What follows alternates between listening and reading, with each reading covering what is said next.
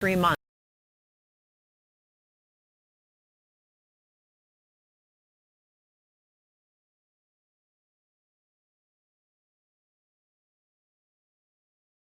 Our red blood cells, we said they don't have a nucleus, so they have a limited lifespan. They live 2 to 3 months, and then they need to be replaced. So this process of red blood cell production is called erythropoiesis.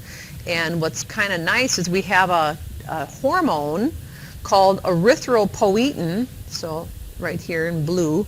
It's a hormone secreted by the kidneys when there's low oxygen levels. And what it does is it increases red blood cell production. So if a person has crappy lungs, they're going to have low oxygen, right? So the kidneys are going to be stimulated to increase this hormone, erythropoietin, and that hormone acts on the bone marrow to increase red blood cell production. So bad lungs is going to cause it. Living at high altitudes, right, where there's less oxygen in the air, is going to cause an increased erythropoietin production. Or people that have any type of anemia or low oxygen levels for whatever underlying condition they have, that's going to increase erythropoietin. Well, athletes have gotten wind of that, and they've had their doctors actually take blood out of their bodies, store it for a while. That will increase erythropoietin production, so they'll have more red blood cells, and then they'll give them that blood back closer to the event where they're going to participate. It's called blood doping. And so when they do testing looking for artificial hormones or enhancers, they're clear, but they did do something with a doctor's care that's illegal. Blood doping is illegal. And Lance Armstrong, right? The bicyclist? He lost the trophy for the Tour de France because he was caught blood doping. And then he tattled on a bunch of other people that were blood doping as well. So it's a big problem, and they do test people's blood. They test what's called the hematocrit. The hematocrit is a measure of the red blood cells you have in your system. And too high of a hematocrit, how is that detrimental, do you think? How is that bad for the body to have a high hematocrit, which means you have a lot of red blood cells? So if I look at my little vial here, if I increase this volume of red blood cells and make it higher, so there's less plasma, how would that be a problem, do you think? What'd you say? Maybe, but I think that isn't, you're still going to have the components of plasma, you're just adding more to this part. So what would happen what happens when blood gets thicker, do you think? Clotting, yeah. That's the big issue with people that have high hematocrits. They're a little bit more at risk for clotting problems. So it's a dangerous practice, and again, a doctor's care, is how they do it, but it's still illegal and not appropriate. But it's a great thing for people that need help, making more red blood cells when there's low oxygen in the environment, like again at high altitude. So that's why where's our Olympic training center? What? Yeah, in Colorado, where it's at higher altitude, so people can make their own red blood cells just by practicing in those conditions. Or look at the big runners that come from Ethiopia. Some of those areas are mountainous, and that's how they get that ability to run at high speeds, is they just have more red blood cells delivering oxygen to those working muscles. Okay, so let's talk about the white blood cells. We talked about these in lab, so I'm not going to have you identify them, but I do want you to know what their major functions are. Neutrophils are phagocytes, which means they're like little Pac-Men chewing up bacteria and debris in infected areas, tissues, or in the blood. So these are the most numerous, and they are high in bacterial infections. Eosinophils and Basophils are inflammatory, so they come on board to reduce I shouldn't say they reduce. They're involved in allergies. So a lot of eosinophils on board can reduce inflammation, but basophils, unfortunately, increase inflammation. So people with allergies and all the, inflamed airways, inflamed nasal passages, inflamed skin, itching, all those things are related to histamine. Because what do we take when we have allergic issues? Antihistamines, right? Like Benadryl is a real common antihistamine. And there's other longer acting ones like Claritin and, what's the one that starts? Zyrtec, loratadine, all those break down or prevent the histamine response. But these are really big in people with allergies. Lymphocytes are B cells and T cells, so they make antibodies. B cells are more the antibody maker, though. T cells are the front line of our immune system. And we'll talk more about that when you do the immune system work. And then monocytes are macrophages, so they become phagocytic, just like the neutrophils when you have infection on board. So a magic number we use for looking at the total number of white blood cells in someone's blood is 10 to 11,000. If it's greater than 11,000, we say the person has some type of infection. So when you come in, you're really feeling poorly, they say, well, we're going to send you to the lab. They take you to the lab, they'll look at the total white blood cell count, and if it's elevated, like 20,000, that's what we see in patients that have like active pneumonia and things, we know you're sick. We know something's going on. But if your white blood cell count is perfect, then we might say there's something else going on. Maybe some, hypothyroidism or some other issue. If someone is on chemotherapy, their white blood cell count will be really low because when we give people chemo to kill cancerous cells, we sometimes kill white blood cells too in the process. And that is a reason why they have to wear a mask when they're out in public. So when you see people with a mask out in public, it doesn't mean necessarily that they're infectious, but people around them are infectious and they're trying to stay healthy while they go out and about and do their grocery shopping. So you'll sometimes see patients in the hospital too that they ask you to wear a gown and a mask if you go in their room because they're on what's called neutropenic precautions. Neutropenia means too few of neutrophils and they can't fight infections. So don't send flowers to someone, fresh flowers to someone who is on chemotherapy or has cancer or has a weakened immune system and is in the hospital, because fresh flowers bring in organisms, fungal organisms that get in the air and then they breathe it in and they can get sick from that. So there's certain precautions we take with people that are neutropenic. So these are the different white blood cells. A good way to remember them in order of how numerous they are.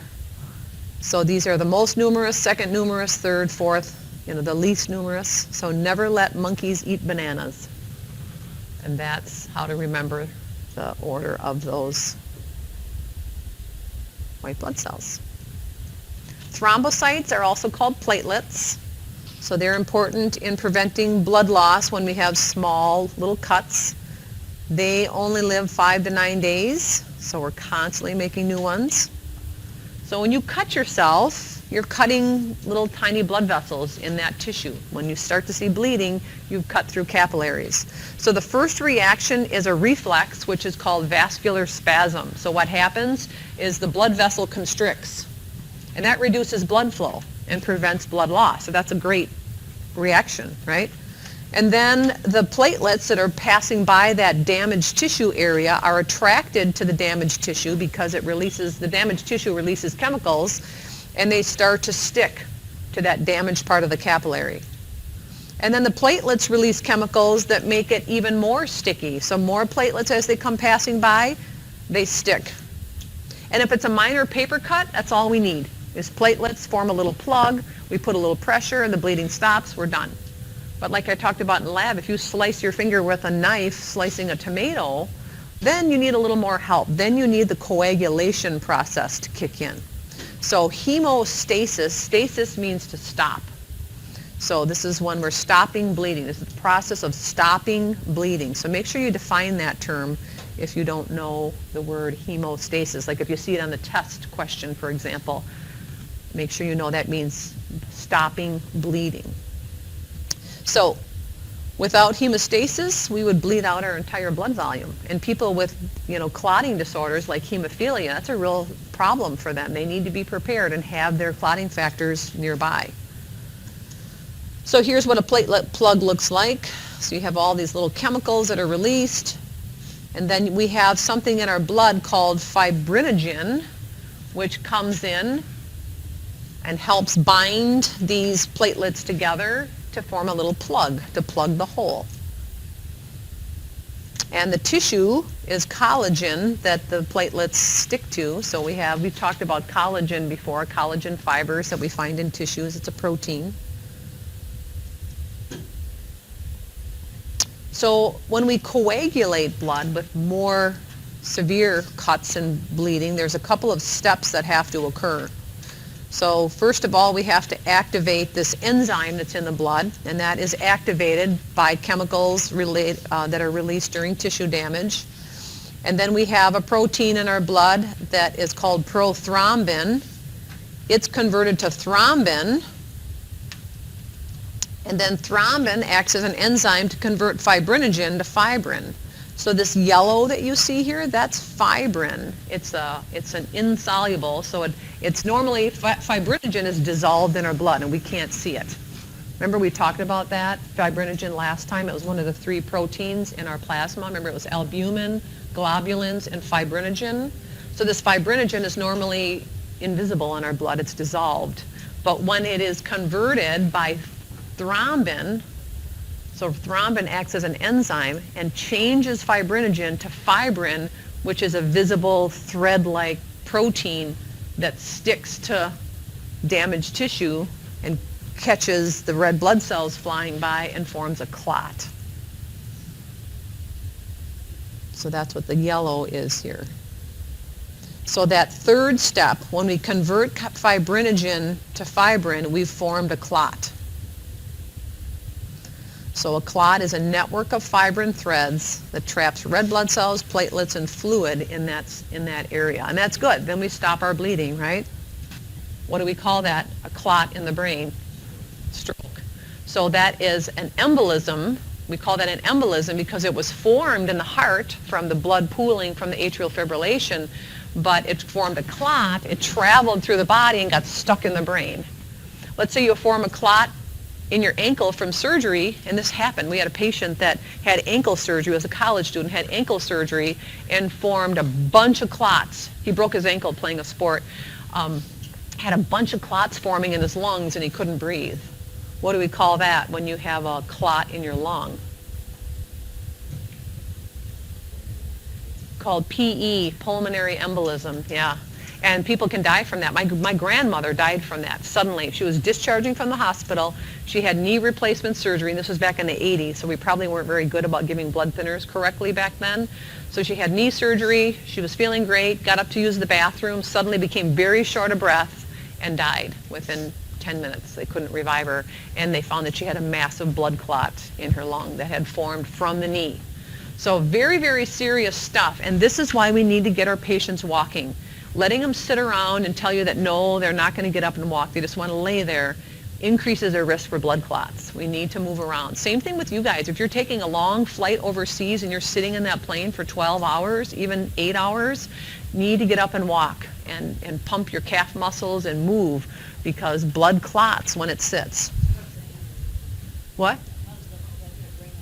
There's 2 types of aneurysms. One aneurysm is what causes a stroke. It's a clot stuck in the vessel serving the brain, in an artery, the cerebral arteries get stuck. And the other type of aneurysm is called hemorrhagic, when you have a weakening of the blood vessel in the brain and it just bursts and causes massive bleeding and blood loss to the brain, and people die from that. And the hemorrhagic kind is the kind that affects people of any age. People have died in their 20s, 30s, and 40s of hemorrhagic aneurysms. The good news is it's very rare. It doesn't happen. What? We know smoking increases the risk of weakening blood vessels, like people with abdominal aneurysms where they've got this pulsating, weakened vessel in their, down their midline in that large vessel. We'll talk about the vessels this week. Smoking is a big factor for that. And heavy drinking is another risk factor for aneurysm. But some people just get it. But again, it's rare. So if someone complains about a bad headache that is like nothing they've ever had before, they should always be seen. Don't just go to bed with an unusually weird headache. And people that have migraines, you know what migraines feel like, right? But if it's unusually different, always be seen, because those are, early signs of embolism. Or not embolism, hemorrhagic stroke, bursting blood vessels. So that's why they put those squeezers on people's legs, that puff up and squeeze and then they relax. We call them sequential compression devices, and that keeps blood flowing from the legs. And again, having a person with bad lungs, so they've got an increased hematocrit, high EPO secretion from bad lungs, letting them sit in the chair with puffy legs and not moving those legs and all, you're putting them at risk for blood clots. So we got to keep people moving. So if it's in your arms or legs, it's called a DVT, deep vein thrombosis. So a thrombus is a blood clot that stays where it was formed. Like I had a person in nursing school here that talked about she was on birth control, and birth control increases the risk for blood clots. And I'm not sure why. I've never analyzed it. There is an explanation, I'm sure. So she said that she was getting ready for work one day, and all of a sudden her arm really felt achy. And the muscles were just burning in her arm anytime she used it at all. And it got worse and worse. And pretty soon her arm was looking pale and cool and really ached. So she went to the doctor and they identified her with a blood clot. And they were able to, resolve it. But she had to be on a blood thinner for a long time after that. So something to be aware of. Pulmonary embolism is in the lungs. We talked about that. A heart attack is either an embolism or a thrombus serving a coronary artery. So if it stays, we call it a thrombus. If it travels around and causes trouble, we call it an embolism again. And then a cerebral vascular accident is called a CVA, otherwise known as a stroke. Okay, so plasmin dissolves the clot. It's called the clot buster, and usually begins within 2 days of forming a clot, and it takes a couple days before it's finally dissolved. So we have medicines to prevent new clots from forming, but we can't break down clots that have already formed unless it's in the early stages and we give them that TPA. So that kid that came to us, we thinned his blood down so no new clots would form, but we had to wait for his own body to break down the ones that were already there. So that's the tricky part. So you're best off not having the clots form in the first place by taking the blood thinners appropriately and telling your relatives, any relative that has had a valve replacement, a stent, or has atrial fibrillation needs to be on a blood thinner of some kind. And sometimes it's just aspirin that they recommend people take if it's something really minor, like they had a heart attack and they're at risk for more clots forming. They'll just say take a daily aspirin, either a baby aspirin or just one aspirin to prevent blood clots. But other people need more, intense chemicals like, what are they? Warfarin, which is called Coumadin, which comes from rat poison. So when you give when you put rat poison down in the basement called decon, it contains warfarin. So when the rat eats it, it causes massive bleeding and hemorrhaging, and then it kills the rat. Do you? Oh, ew. Yeah. But I was also going to say that last winter when I was not laying there, I started putting the every 20 aspects. Yeah. That was really weird. Yeah. I couldn't move that leg, but I still have to do it. Right, but you weren't contracting the muscles of that injured leg, so you needed that aspirin. Yeah. Yep. Okay, so next topic are the blood groups. So everybody knows their blood type in here? How many of you know your blood type? Raise your hand if you know your blood type. Okay, not everybody does. And when if you need to take advanced A&P or you take our general biology here at Western, we do test our blood type. Or human biology too, we test blood type. So that's kind of interesting and fun. But the way it works is our red blood cells have special proteins on them that determine your blood types. So if I look at this chart, if you're blood type A, you have A antigen on your red blood cells. It tells us the protein that are on your red blood cells. And this was determined by genetics. When you were formed from mom and dad's chromosomes coming together, there is a genetic component that determines blood type. So depending what mom was and what dad was and what was found on sperm and egg, because you have 2 copies of every gene, and when sperm and egg only have one of those two copies. So depending on the copy that was on sperm and the copy that was on egg that came together to form you, determines your blood type. So if you have antigen B on your red blood cells, you are type B. If you have both antigens on your red blood cells, you're type AB. And if you have no antigens on your red blood cells, you're type O. So no antigen is O. So you're born with these, and then as you develop your immune system, you start to develop antibodies to the other antigens that are out there that are not on your red blood cells. Because we form antibodies to things that are foreign, right? If it's foreign, your body forms antibodies and is ready to attack if it should come into the body. So what happens if you're blood type A, you're going to have antibodies to B. If you're blood type B, you're going to have antibodies to A, because that's not you, that's foreign, right? Because you have B on your red blood cells.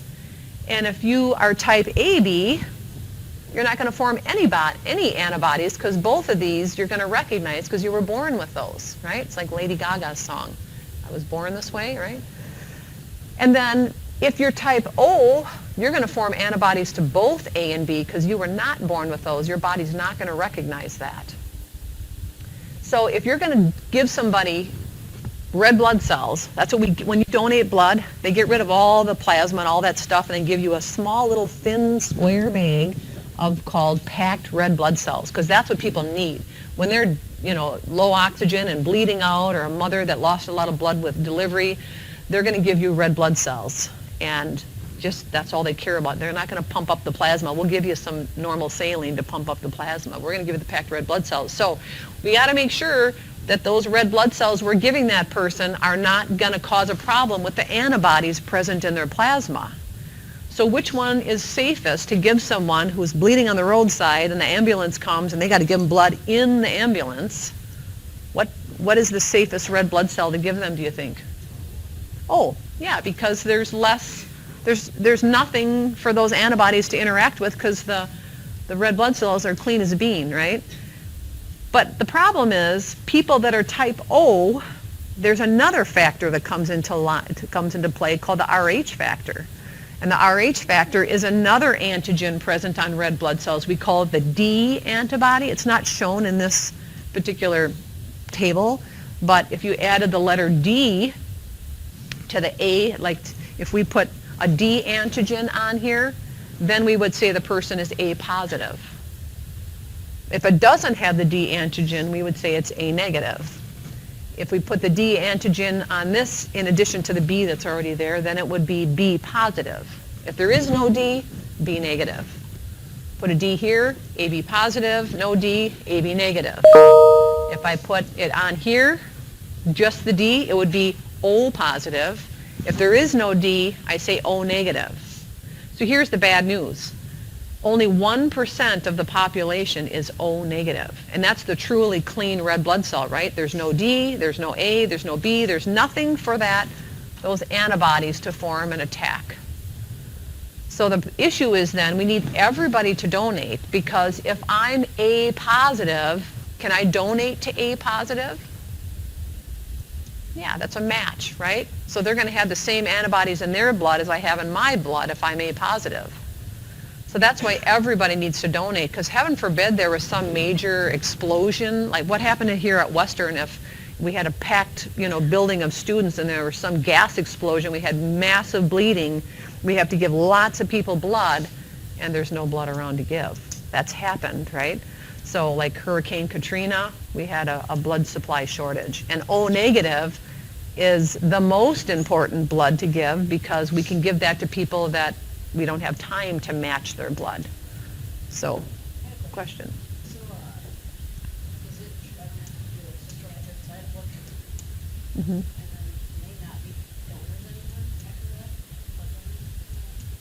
after that? If you've been given blood? If you had an infection. I haven't heard that. I'm not saying it's incorrect, but I haven't heard. Curious why that was. Did they tell you that? No, it wasn't the hospital.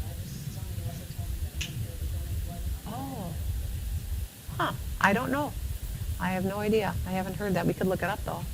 Interesting. Yeah, I'd be curious to know that. So what happens then if you are O negative? We call you the universal donor. What's the best one to be? Who can get any type of blood? AB, because you don't have any antibodies to cause any trouble.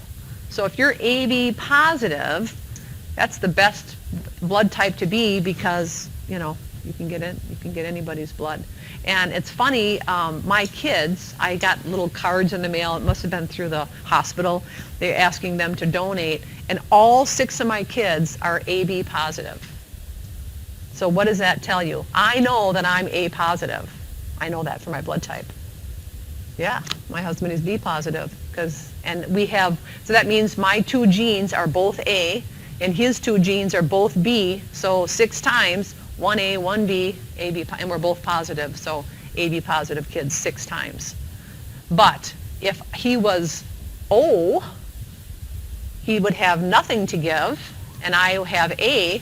If he were O, all my kids would be A, because O has nothing to give. There's no antigen. It's a recessive allele, so the A and the B are co-dominant, and they're going to contribute.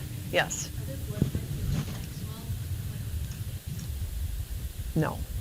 But if I have a husband who's negative, let's say he's B negative, and I am positive, if he contributes the negative gene and the child is negative, the problem with that is my antibodies would attack that child if there's mixing of blood during delivery.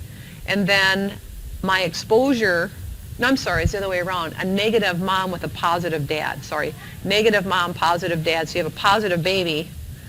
The negative mom will form antibodies and can cause problems in the newborn. So that's what we call the RH factor.